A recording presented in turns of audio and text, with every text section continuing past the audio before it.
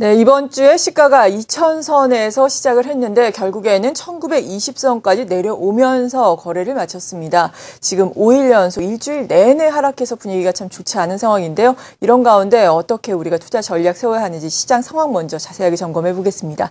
오늘 양대 시장은 동양증권 골드목동지점의 고윤기 연구원, 신한금융투자 반포지점의 변수연 연구원 두 분과 함께 짚어보겠습니다. 안녕하세요. 네, 먼저 거래소 시장 오늘도 외국인의 대규모 순매도가 이어졌습니다. 6천억 원이 넘는 순매도, 이런 가운데 거래소는 1.65%의 하락률로 거래를 마치는 양상이었는데요. 거래소 시장의 전반적인 특징, 오늘은 어떻게 봐야 되겠습니까? 네, 코스피 시장 주변을 살펴봐도 일단은 호재보다는 악재만 지금 가득한 그런 상황인 것 같습니다. 코스피는 이제 전일 있었던 일본의 통화정책 회의에서 유동성을 더욱더 완화하겠다라는 그런 얘기가 나오면서 일본 시장이 급등으로 시작을 했는데요. 이러한 그 엔달러 환율도 급등하면서 그런 모습이 나왔는데, 코스피 시장은 이제 엔저에 대한 그런 영향, 그리고 이제 지정학적인 북한 리스크와 함께 외국인의 수급적인 우려로 인해서 이틀째 지금 전반적으로 시장이 굉장히 약한 모습을 지금 나오고 있는 상황입니다. 이런 상황에서 지금 거래대금이 지금 5조 원도 채 안 되는 그런 부진한 그런 거래대금마저도 나오면서 일정 부분 지금 투자 심리 자체도 굉장히 냉각되어 있다라고 이렇게 보시면 좋을 것 같습니다. 전반적으로 오늘 시가총액 상위 종목들의 흐름 먼저 보면서 말씀을 드리도록 하겠는데요. 보시는 것처럼 시가총액 상위 종목들 중에서 보시는 것처럼 시가총액 1위부터 거의 30위권까지 빨간불이 들어온 종목은 일부 몇 개 되지가 않습니다.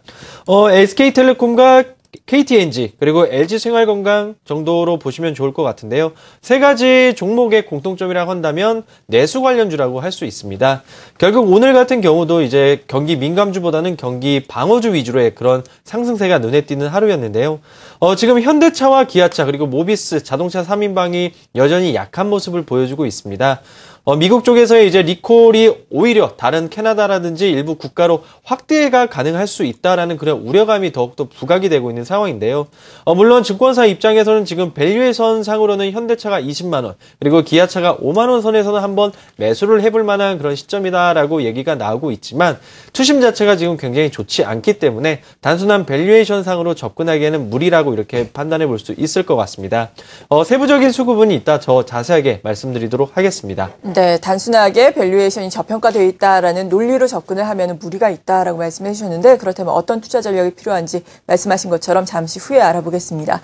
코스닥 이번 주에는 그나마 코스피 대비해서는 선전을 했는데 오늘 낙폭이 1.39% 또 만만치 않습니다. 코스닥 시장에서도 외국인의 대규모 순매도가 이어졌는데요. 코스닥 시장은 어떤 특징이 있었습니까? 네, 코스닥 시장 마찬가지로 거래소 시장의 매기가 흐트러지면서 코스닥 시장도 동반 하락을 하는 모습을 보여줬습니다. 저 같은 경우는 일본은행의 공격적 완화가 시장에 가장 큰 영향을 미쳤다고 보고 있는데, 그런 부분들이 이제 외국인 이탈로 같이 묶어놓고 해석을 한다면은 이머징 마켓에서 자금이 이탈되면서 선진국 시장 쪽으로 자금이 유입되는 그런 과정이라고 보면 될 것 같습니다. 오늘 일본 시장의 급등도 그러한 측면이 될 수 있을 것 같고요.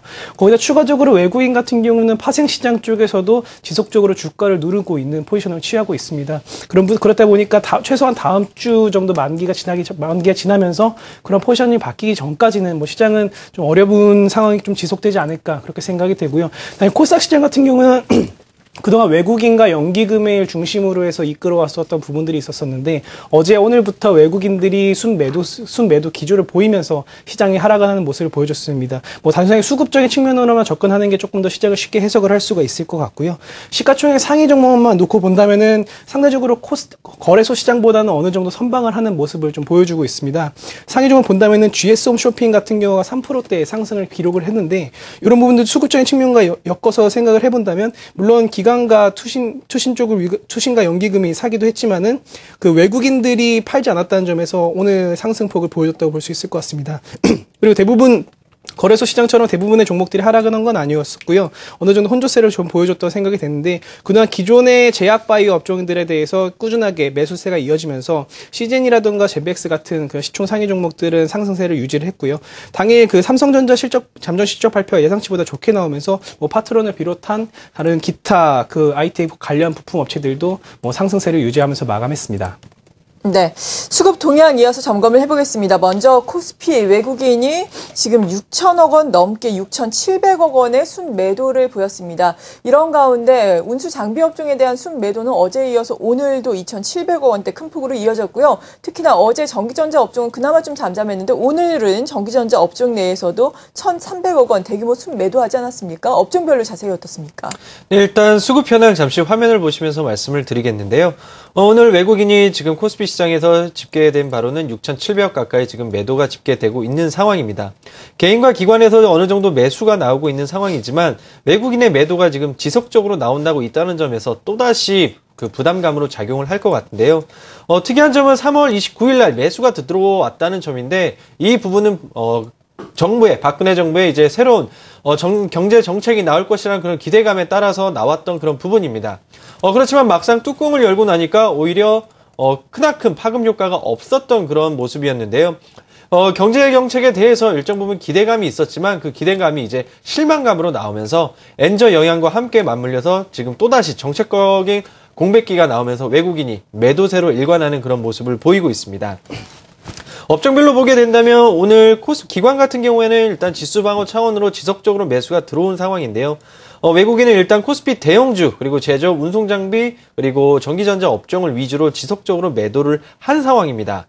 오히려 그나마 매수한 업종을 보시게 되면 통신과 증권 같은 이런 업종들로 매수가 들어온 상황인데요. 상대적으로 경기 민감주인 운송장비 업종과 전기전자, 화학 업종보다는 경기 방어주인 음식료 업종과 그리고 여러 가지 일부 경기 방어주 업종의 매도세가 조금은 둔화되고 있다라고 이렇게 말씀을 드릴 수가 있기 때문에 향후 민감주보다는 경기 방어주 위주 쪽으로 접근을 해보시는 게 좋을 것 같습니다. 네, 잘 알겠습니다. 그리고 앞서서 코스닥 같은 경우에는 코스피 시총 상위 종목들 일제히 내림세를 보이고 있는데 코스닥은 그나마 종목별로 혼조 양상을 보이고 있다라고 특징을 짚어주셨거든요. 수급별로 보다 자세하게 본다면 어떻겠습니까? 네, 어제부터 시작해서 외국인들은 코스닥 시장에 대해서 매도세를 보였습니다. 그리고 반면에 기관 같은 경우는 어제 크나큰 큰 폭의 기록적인 매수세를 기록을 했고 오늘 같은 경우도 순 매수세를 기록을 했는데요. 이런 부분들에서 조금 짚어보도록 하겠습니다. 어제 오늘이 조금 어떤 변화의 시발점이라 생각을 한다면은 당일 같은 어제 오늘과 수급을 토탈 시켜본다면 외국인은 한 397억 정도를 순 매도를 하는 모습을 보여줬었고요. 기관은 거의 2천억에 가까운 1930억 원을 매수하는 모습을 보여줬었습니다. 그다음 코스닥 시장의 주도 수급이었었던 외국인과 연기금이었었는데요. 외국인이 이탈을 했고 추가적으로 투신이 기관에서 또 다른 새로운 수급 주체로 작용을 하면서 시장 어느 정도 일정 부분 방어했다고 볼 수가 있을 것 같습니다. 그래서 전체적으로 전체적인 시장 자체를 놓고 본다면은 매기 자체는 좀 어느 정도 예전보다는 둔화됐다고 판단이 되지만은 투신과 기금이 매수를 하고 있는 업종과 그 종목별로 차등화가 지금 이뤄지면서 시장이 진행되고 있다. 이러한 부분은 특징 포인트로 짚어볼 만한 내용인 것 같습니다. 그래서 여러 가지 이슈들도 있을 거고 실적이라든가 여러 가지 모멘텀이라는 걸 따져볼 수 있는 부분들이 많겠지만 단순하게 수급적인 측면이 지금 중요한 부분이라고 생각을 하고 접근한다면은 오늘 같은 경우도 기금과 투신이 매수했었던 종목들만 상승세를 기록을 하고 나머지는 조금 하락을 하는 그렇게 이제 어느 정도 온도 차이를 느낄 수 있는 날이었다고 생각이 되고요. 오늘 같은 경우 수급 특징 종목은 전자결제 관련주들이 다시금 수급들이 들어오면서 상승세를 보여줬습니다. 기존의 내용과는 별반 다르지 않기 때문에 수급적인 측면이 상당히 강한 요인으로 작용했다. 이렇게 해석할 수 있을 것 같습니다. 네. 이어서 투자 전략 세워보겠는데요. 앞서서 거래소 시장에서는 경기 민감주보다는 경기 방어주로 우리가 관심을 갖는 게 좋겠다라고 의견을 말씀해 주셨는데 경기 방어주라도 그래도 지금 시장은 일단 대내외적으로 너무 악재가 많기 때문에 전반적으로는 관망을 유지를 하면서 굳이 관심을 갖자면 경기 방어주로 관심을 가져야 하는 걸까요? 혹은 경기 방어주를 적극적으로 관심을 가져도 되는 시점인 건가요? 일단 시장은 지금 굉장히 투자 심리가 안 좋습니다. 네. 그래서 이런 표현이 될지 모르겠지만 1900 밑도 어느 정도는 조금 여유를 두고 마음에 두시는 게 낫다고 이렇게 말씀을 드릴 수가 있는데요. 그렇기 때문에 여러 가지 투자 방법 중에 매수 매도도 있지만 관망이라는 법도 투자의 한 방법입니다. 그래서 지금 현재 시장에 어느 정도 주도 업종을 발굴할 그런 실력이라기보다는 아직은 그런 뷰가 없다고 한다면은 일단은 관망하는 그런 관점으로 접근하시는 게 좋을 것 같고요. 그래도 매매를 하신다면 경기 민감주보다는 경기 방어 위주로 접근하시는 게 좋을 것 같습니다. 다음 주 같은 경우에 특히나 금융통화위원회와 만기까지 같이 겹쳐 있는 그런 상황이기 때문에 과연 금리가 실질적으로 인하할지 여부가 가장 큰 키포인트라고 볼 수 있을 것 같고요.